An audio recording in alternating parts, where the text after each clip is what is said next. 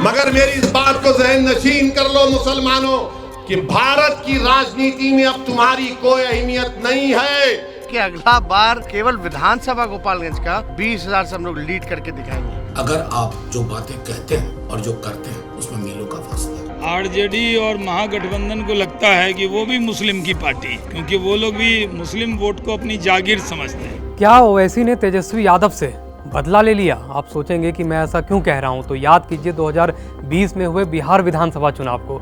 याद कीजिए सीमांचल में ओवैसी की धमक को ओवैसी की पार्टी AIMIM ने बिहार में 5 सीट जीतकर पूरे देश की सियासत को एक नया संदेश दिया था। लेकिन इसके कुछ दिनों के बाद ही एक खबर सुर्खियां बटोर रही थी कि तेजस्वी यादव ने बिहार की सियासत में बड़ा खेल कर दिया। ओवैसी की पार्टी में टूट हो गई और 5 में से 4 विधायक RJD में शामिल हो गए।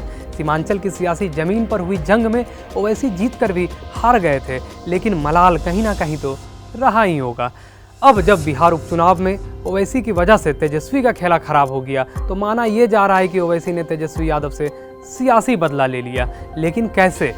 आइए आंकड़ों से समझते हैं। हाल ही में देश की 6 राज्यों की 7 विधानसभा सीट पर उपचुनाव हुए। इसमें बिहार की भी 2 विधानसभाएं थी, मोकामा और गोपालगंज।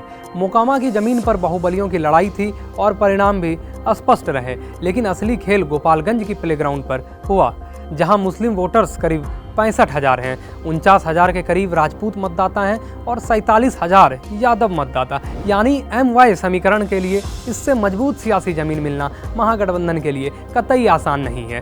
कयास लगाए जा रहे थे कि चाचा भतीजा दोनों एक साथ हैं तो जीत तो मिलनी ही चाहिए, लेकिन इस बार भी महागठबंधन बीजेपी के इस किले को तोड़ने में नाकामयाब रही। इस उपचुनाव में बीजेपी को करीब 70,000 वोट मिले, जबकि RJD को लगभग 68,000 वोट मिले। करीब 2,000 वोटों से बीजेपी ने महागठबंधन को हरा दिया। लेकिन मुस्लिम बहुल आबादी वाले इस सीट पर महागठबंधन का असली खेल ओवैसी की पार्टी AIMIM ने खराब किया। इस सीट पर AIMIM को करीब 12,000 वोट मिले। राजनीति के जानकारों की माने तो अगर इस सीट पर ओवैसी अपना उम्मीदवार नहीं उतारते तो वहां बीजेपी नहीं जीत पाती। अगर आप शायरी सुनने में जरा भी दिलचस्पी रखते हैं तो आपने सुना होगा कि फैसला जो कुछ भी हो मंजूर होना चाहिए, जंग हो या इश्क हो भरपूर होना चाहिए। उम्मीद है आपको ये स्टोरी पसंद आएगी। देश और दुनिया की तमाम अपडेट्स के लिए देखते रहिए ABP लाइव।